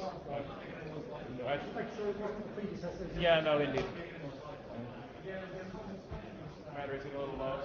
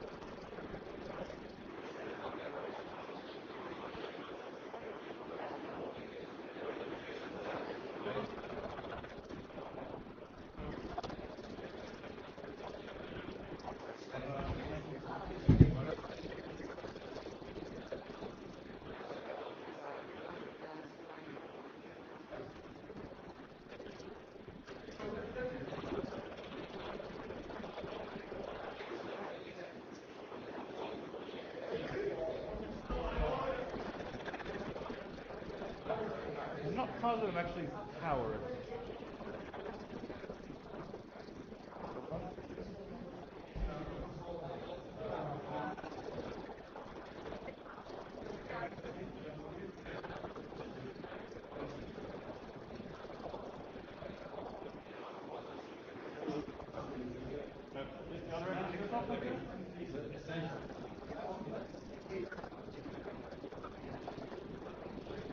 Did I have a switch on it?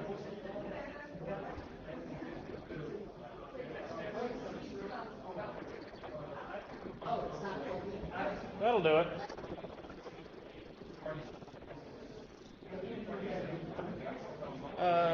Yeah, there we go. Yes.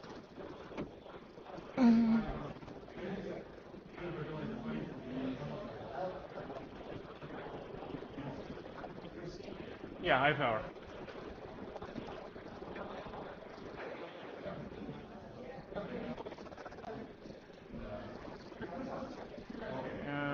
Yes.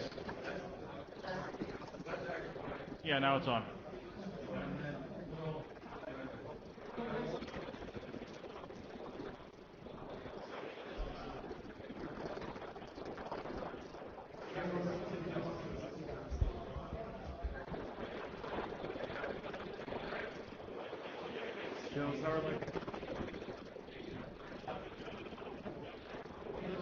No.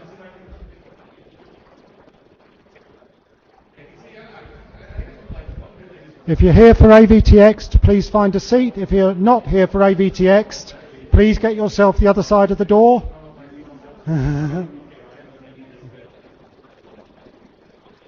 Right one.